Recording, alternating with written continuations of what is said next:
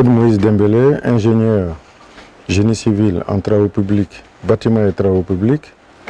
Donc, après quelques années d'expérience, d'études et de réalisation de travaux, je me suis trouvé dans l'obligation de pouvoir préparer et destiner aux jeunes ingénieurs ou aux futurs qui arrivent une expérience probante que j'ai eu à réaliser sur les différents chantiers. Alors, ce livre qui s'intitule « Comment réussir un chantier de travaux publics » n'a pas la prétention d'apprendre à tout un chacun comment travailler, mais plutôt à réaliser un assemblage de documents qui permettent de gérer l'ensemble des travaux publics. Effectivement, dès qu'on parle de travaux publics, on parle de contrat. Dès qu'on parle de contrat, ce sont des contrats avec l'administration et des contrats avec des employés, des ouvriers, qui, tous ces contrats, répondent à certains critères et certaines règles bien précises. Alors, nous pouvons dire que pour le contrat avec l'État, nous avons donc le Code des marchés publics, donc qui est le code qui gère l'ensemble des contrats des marchés publics de l'État sénégalais. Et à ce contrat est adossé un certain nombre de documents qui sont les instructions aux soumissionnaires pour les appels d'offres, et qui sont le cahier des clauses générales administratives pour la réalisation des travaux, les cahiers des clauses particulières administratives qui donnent des spécificités pour chaque appel d'offres, et ensuite nous avons les cahiers des clauses techniques générales ou particulières. Donc tous ces documents sont épars, c'est-à-dire on les retrouve dans différents volumes, par-ci et par-là.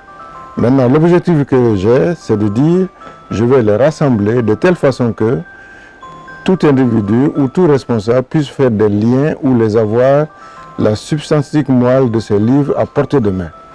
Parce que quand on gère un marché, quand on gère un contrat, nous avons et le code des marchés qui guide par rapport à l'État et le cahier de clauses administratives générales qui guide par rapport au maître d'ouvrage, le cahier des clauses particulières qui complète le cahier des clauses administratives et générales, et tout ceci va se regrouper pour mettre un lien effectif entre tous ces documents.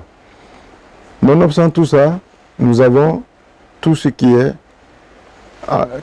a trait avec l'ensemble des employés. On ne peut pas gérer un chantier, on ne peut pas réaliser des travaux sans le personnel, sans les ouvriers. Et les ouvriers sont régis par le Code du travail.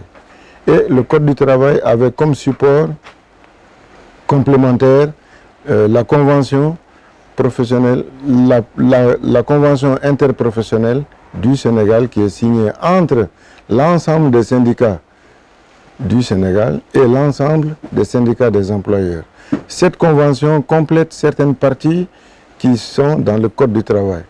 Et si on a le Code du travail et qu'on n'a pas la convention collective, on a des difficultés pour faire un lien pour la gestion du personnel. Maintenant, cette gestion du personnel, elle est aussi liée par l'établissement de systèmes de paye, que nous disons carte de pointage, que nous disons calcul des heures supplémentaires.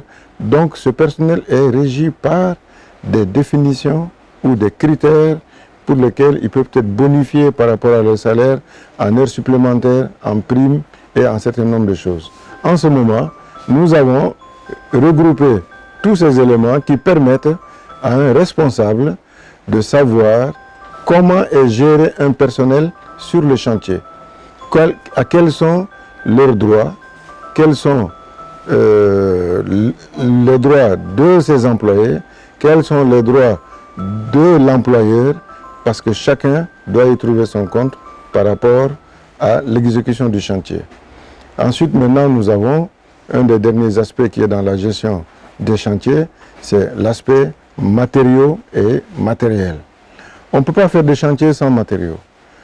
Notamment, on aura besoin de matériaux de remblai, de matériaux de ciment, de matériaux comme le sable, des matériaux comme les agrégats, des matériaux comme le fer à béton. Et l'ensemble de ces matériaux est un centre de coût. Et quand l'ingénieur doit gérer son chantier, il doit tenir compte de l'ensemble des matériaux dont il a besoin, ne pas être dans une situation de commande excessive, de telle façon à se trouver avec des stocks non consommables, et ces stocks vont grever les résultats de son chantier.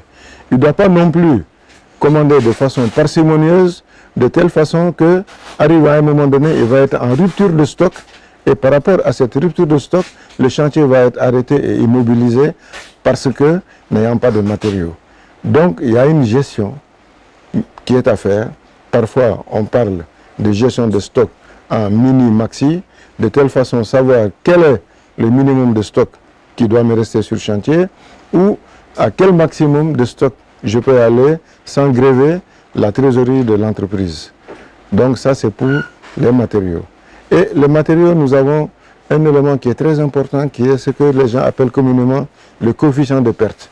En général, souvent, quand on se trouve devant certaines situations, on a tendance à imputer certaines disparitions de matériaux par des pertes, un coefficient de perte. Alors dans ce coefficient de perte, il y a beaucoup de fantaisie. Il y a beaucoup de fantaisie, pourquoi? Parce que ne sachant pas quoi faire, hop, on affecte un coefficient partant de 1,3 jusqu'à 1,6, parfois jusqu'à 2, en essayant de justifier. Non, les coefficients de perte ont des règles, et ces règles sont calculées, ces règles sont définies. Et un ingénieur qui doit gérer son chantier doit obéir à certaines règles pour la gestion de ses stocks et la gestion de ses pertes. Parce que dès qu'il y a perte de matériaux, il y a manque à gagner pour l'entreprise et peut-être une perte pour le chantier. Donc l'ingénieur doit travailler à l'économie de la consommation de matériaux et à l'économie des pertes de matériaux. Maintenant, le dernier point, c'est le matériel. Maintenant, le patron ou le directeur, le chef d'entreprise, il achète un matériel qu'il met à disposition sur chantier. Quelle est son attente? Son attente est d'avoir le maximum de revenus par rapport à ce matériel. Et ce revenu s'appelle l'amortissement. Donc il met son matériel sur le chantier en vue de récupérer les valeurs d'amortissement. Donc cet engin doit travailler obligatoirement un certain nombre d'heures pour retrouver la valeur d'amortissement. On ne peut pas demander un matériel à son patron quand il arrive sur le chantier et il va travailler pas beaucoup d'heures, très peu d'heures. Et ça, c'est des notions qu'on appelle l'efficience.